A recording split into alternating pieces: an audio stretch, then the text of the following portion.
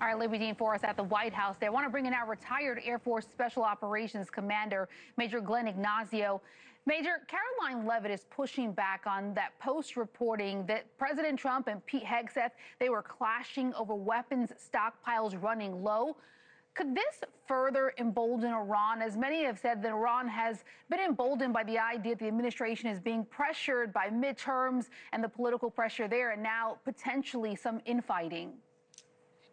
Yeah, I mean, as far as the political, I mean, that's something that's known globally, I think, as far as what everybody's looking at for these elections. But let's look at this from a Hegseth and President Trump's standpoint. In all honesty, I think it would be really good that they did have a basically disagreement on approaches to things. One that shows basically the United States and a lot of other people questioning Hegseth that he's not a yes man. And at the same time, if everything is always perfect, that's absolutely crap. It never happens, especially in warfare.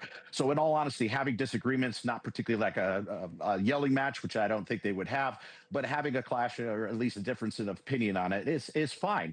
But the numbers, as far as what we're seeing, are quite different, and we can talk about that as far as our defensive systems out there. Let's talk about it a little bit, because the president says that the U.S. has massive amounts, threatens jail time for any leakers.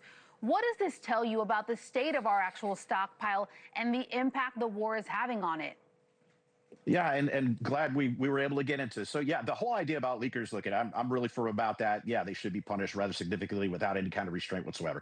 But as far as the numbers, so the numbers to really cut through this on the fact standpoint is that it only represents what is in that combative command theater within Iran right now. So for example, they're saying that there's only 450 missiles that THAAD had before the war, and it's down half. Well, in all honesty, at the end of 2025, Lockheed actually delivered its 900th missile. So that's 900 across the entire DOW, or Department of War, excuse me. So they're looking at those numbers specifically. The same thing, more than 10,000 Patriot missiles have been created since 1980, and only 100 used in combat. Of course, there's probably others, but the numbers are only for that theater. So you can pull from other theaters around the globe, but you have to watch it. That would be like watching the Pacific theater because of what's going on with China. But other combatant commands would be able to funnel that. So there is a definite use, and using these missiles against, $50, $60, $100,000 drone is ridiculous. But that's the reality of the numbers. Yes, we have used a significant amount, but there still are plenty to defend everybody.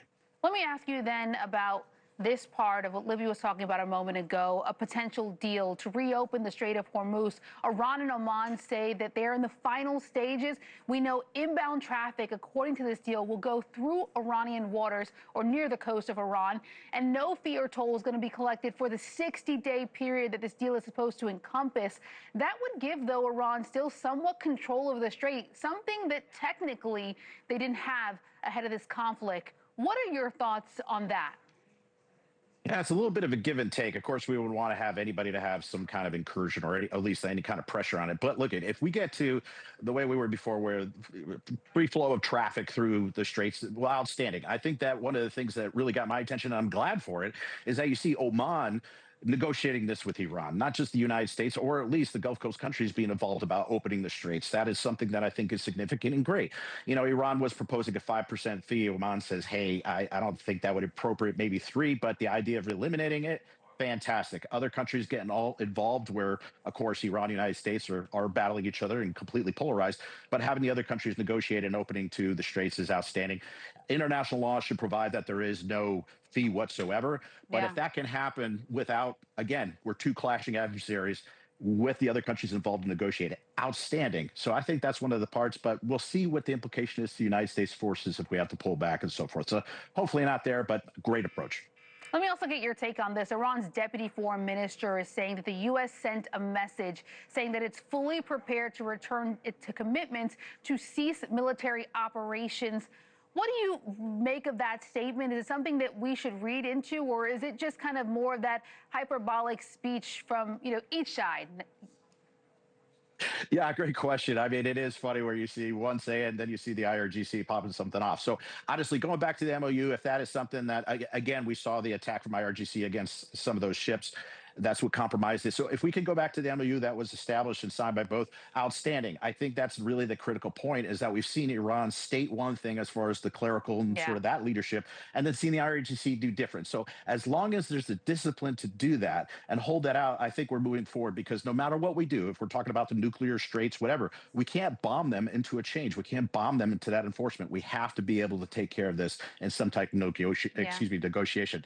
Good approach. I think that's something that we can look forward to, and I hope that that's what they play. But again, it comes down to disciplines and proof and performance that we haven't quite seen. Something they didn't have the last time around, many hoping that they have it this time around. Major Glenn Ignacio, really appreciate your time. And of course, to learn more about the U.S.-Iran negotiations, you can read all about it on the Hill Insider.